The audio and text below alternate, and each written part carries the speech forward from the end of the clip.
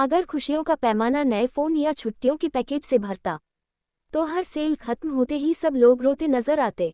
असल में दुख तब आता है जब हमारी चाहतें हमारी हड्डियों से भी लंबी हो जाती हैं। और यही गहरी बात समझाते हैं इस शानदार किताब there is no misery where there is no want में, कि अगर चाहते कम हो तो दुख भी अपने आप बैग पैक करके चला जाएगा। हेलो दोस्तों, मैं समरीवाली आप सभी का दिल से स्वागत करती हूँ।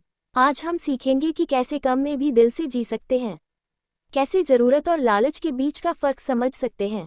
बिल्कुल वैसे जैसे बजरंगी भाईजान कि पवन सिर्फ एक मकसद लेकर निकले थे, मुन्नी को घर पहुंचाना, न कि रास्ते में सारे महल खरीद लेना। लेखक की पहली सोच, जितनी ज्यादा चाहत उतना ज्यादा दुख।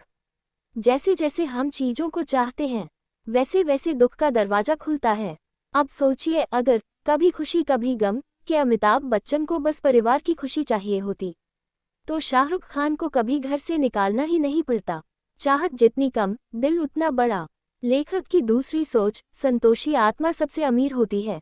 जो इंसान अपनी मौजूदा ब्लेसिंग्स को देखता है वही असली अमीर है। जैसे लगान के गांव वालों ने जितना भी मिला उसमें खुशी ढूंढी।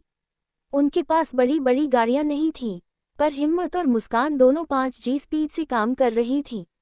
लेखक की तीसरी सोच, कंपैरिजन से बचो, ये खुशी का सबसे बड़ा दुश्मन है।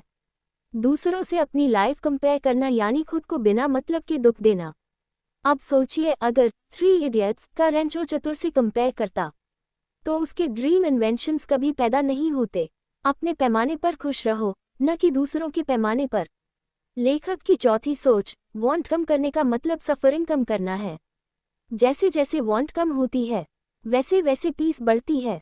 जैसे जिंदगी ना मिलेगी दोबारा में लड़के अपने सपनों को जीते हैं, ना कि महंगी गाड़ियों के सपनों को। फ्रीडम मिलती है वांट से दूर होकर।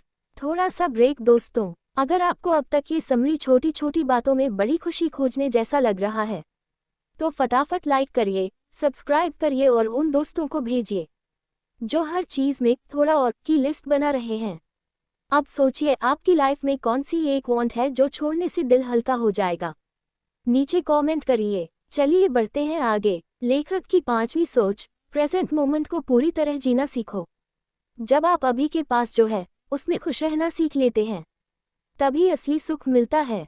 जैसे ये जवानी है दीवानी में नैना ने जब बंटी के साथ प्रेजेंट में रहना सीखा तभी उसे प्यार की असली खुशी मिली।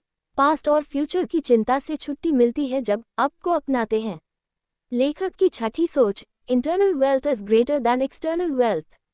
भीतर की शांति और संतोष बाहर के स्टेटस सिंबल्स से कहीं बड़ी दौलत है। अब सोचिए, अगर तारे जमीन पर के ईशान को ट्रॉफी जितवाने का दबाव न डालकर बस प्यार दिया जाता तो उसका कॉन्फिडेंस पहले ही आसमान छू रहा होता। वैसे ही दिल से जियो, दिखावे से नहीं। लेखक की सातवीं सोच, डिजायर इन्फिनिट है और उसका पीछा करने से थकावट मिलती है।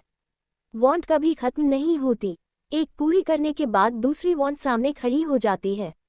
जैसे दिल चाहता है कि लड़के गो ट्रिप के बाद भी और नए एडवेंचर्स चाहते थे, लेकिन असली मजा साथ में बिताए गए पलों में था, न कि अगली छुट्टी के प्लान में।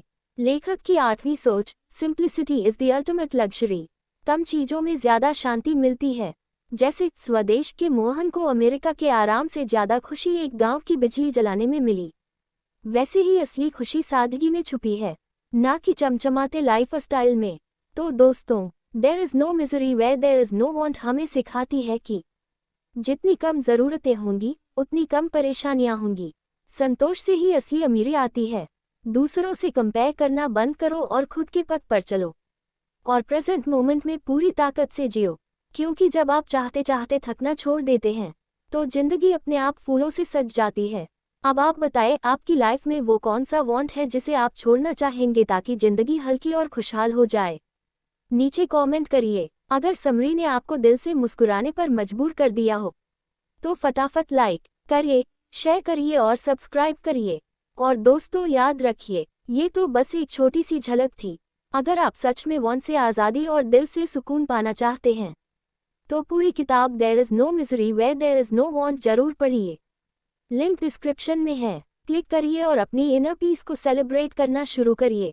चलते हैं, फिर मिलते हैं अगली धमाकेदार समरी में। तब तक दिल हल्का रखिए, हंसते रहिए और जिंदगी को दिल से गले लगाइए।